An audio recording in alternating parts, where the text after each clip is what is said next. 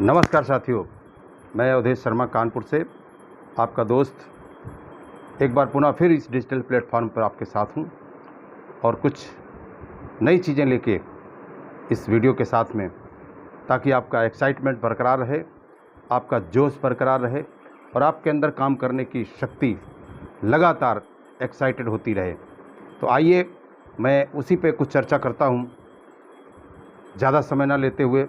मैं अभी कुछ दिन पहले मैंने कुछ 20 पॉइंट जिनको मैंने गोल्डन वाक्य के रूप में डाले थे व्हाट्सएप पे, उसी में से कुछ वाक्य लेके उनका विश्लेषण करता हूं। इस वीडियो में मैं प्रयास करता हूं कि अधिक से अधिक कितने वाक्य का विश्लेषण हो सके, ताकि उसको और थोड़ा सरल हो सके, और सरल करने के लिए मैं प्रयास करता हूं। इसमें पहला वाक्य मैंने दिया था, कामयाबी दर्द की कोख से जन्म लेती है। बहुत बड़ी बात है और बहुत लंबा विश्लेषण इस पे हो सकता है कि कामयाबी दर्द की कोख से जन्म लेती है।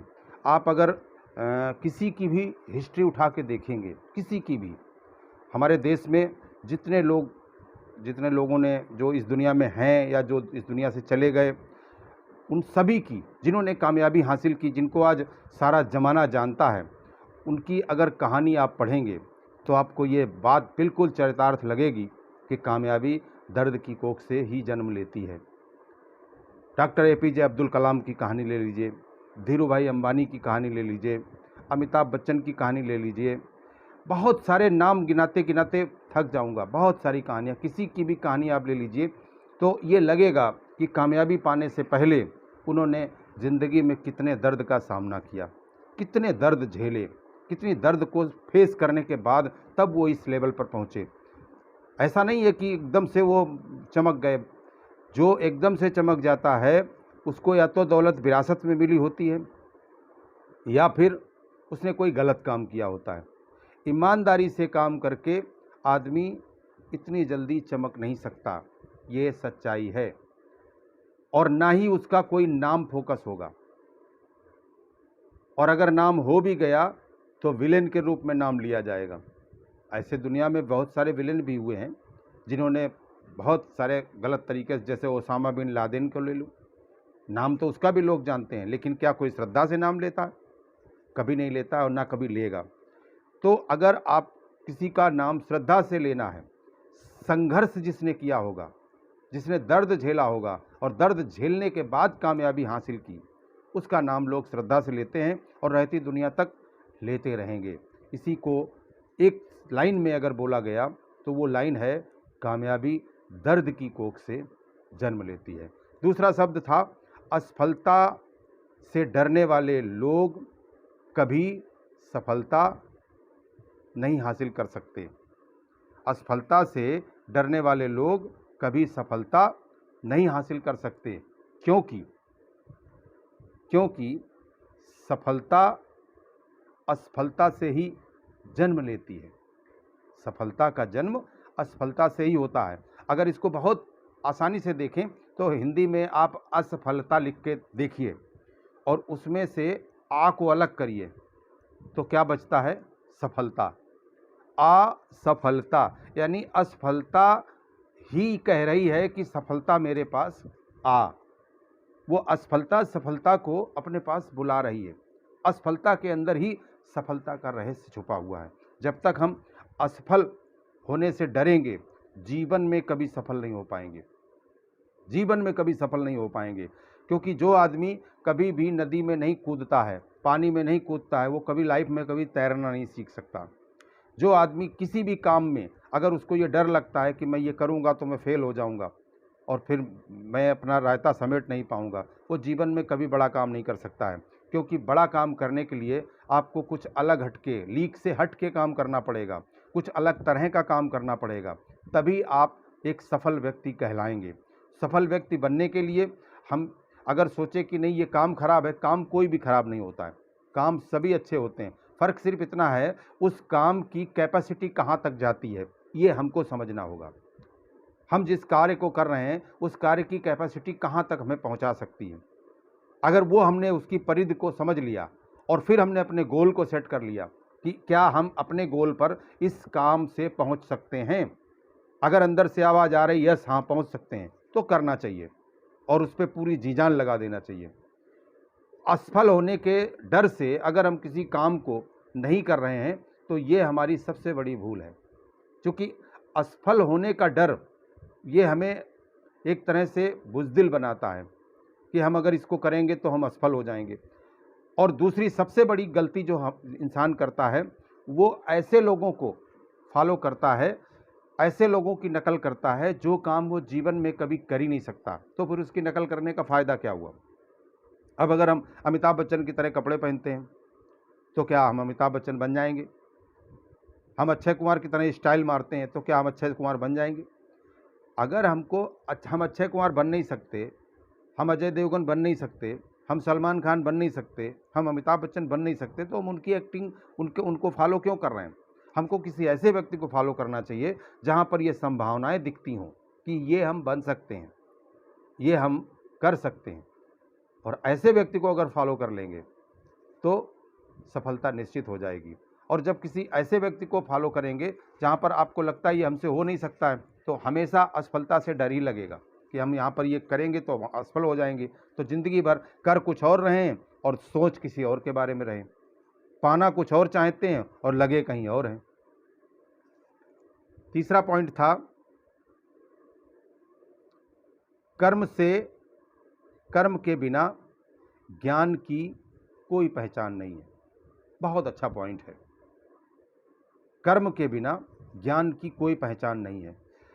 आपके पास किसी भी क्षेत्र का ज्ञान हो, किसी भी क्षेत्र का, आप एक अच्छे डॉक्टर हैं लेकिन आप प्रैक्टिस नहीं करते, कोई मतलब नहीं डॉक्टरी का, कोई जानेगा तक नहीं कि आप डॉक्टर हैं। एक अच्छे इंजीनियर हैं लेकिन आपने कोई भी अपना प्लान शुरू नहीं किया है, कोई भी प्रोजेक्ट नहीं चालू किया है, जीवन में कभी पता नहीं चलेगा कि आप इंजीनियर हैं भी कि नहीं हैं।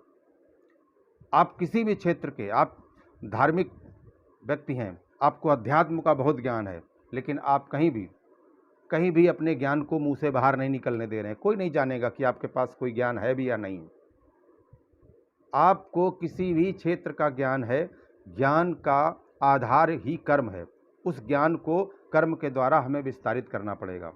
हम जब उसको समाज में फैलाएंगे तब लोग जानेंगे कि इस आदमी के पास इस चीज़ का विशेष ज्ञान है और इसका ज्ञान हमें लेना चाहिए। और जब उस ज्ञान को दूसरे लोग लेंगे, फॉलो करेंगे, तो वो जब सफल होंगे तब वही लोग उस व्यक्ति को गुरु की उपाधि देते हैं।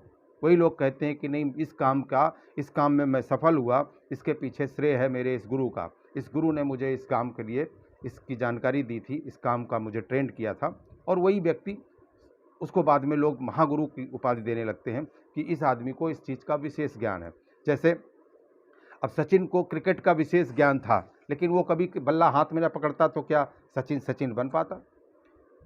उसको क्रिकेट की स्टाइल मालूम थी, किस तरह से बल्ला पकड़ा जाएगा, किस तरह से। अब क्या है, अब क्रिकेट उसने पूरी लाइफ खेला, लेकिन खेलने के बाद अब वो क्रिकेट नहीं खेलता है, लेकिन अब क्रिकेट के गुण सिखाता है।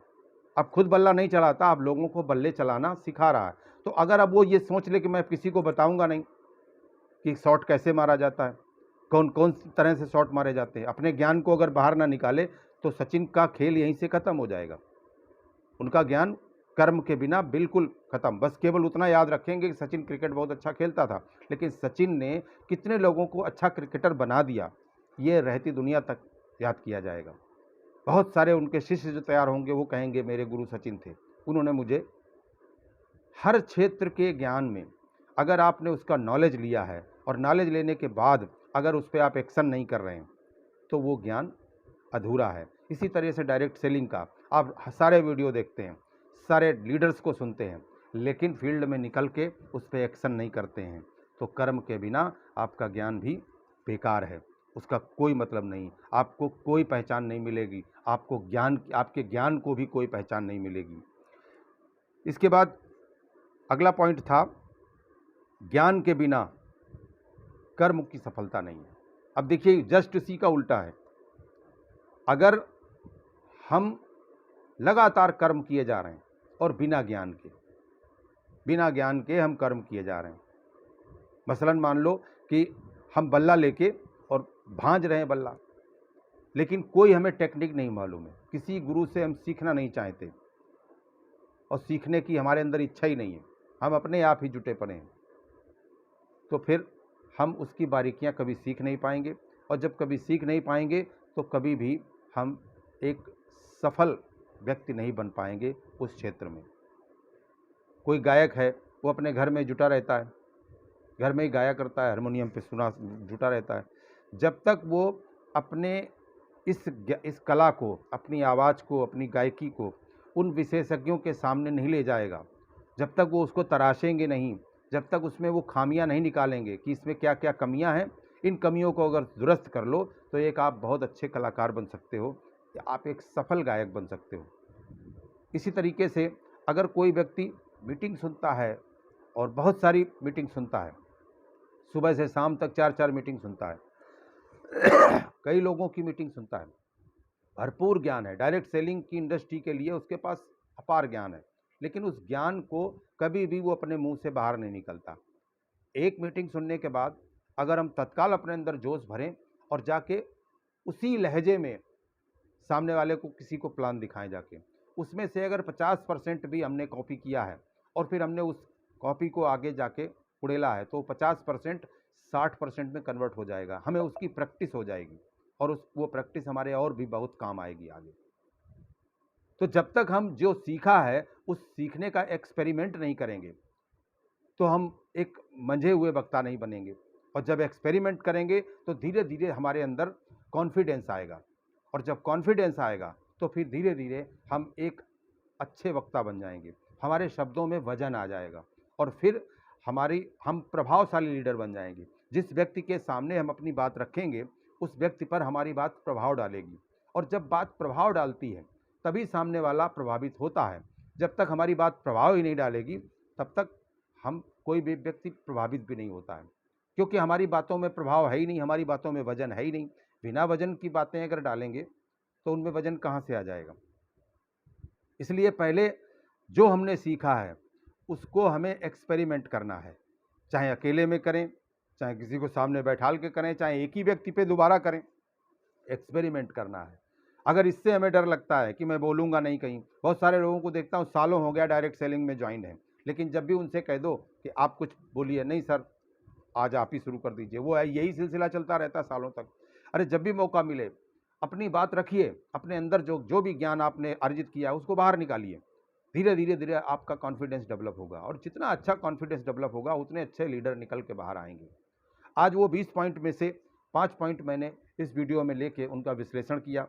आगे के 5 पॉइंट नेक्स्ट अगले वीडियो में लेके आऊँगा। इन 5 पॉइंट्स में अगर ये जो वाक्य हैं, इन वाक्यों का विश्लेषण आपको अच्छा लगा हो, ये विश्लेषण से आपकी लाइफ में कुछ सुधार हुआ हो, तो आप इसको आगे बढ़ाइए, इस वीडियो को सब्सक्राइब करिए, इस चैनल को सब्सक्राइब करिए और इस वीडियो को अन्य लोगों तक पहुंचाइए। नमस्कार।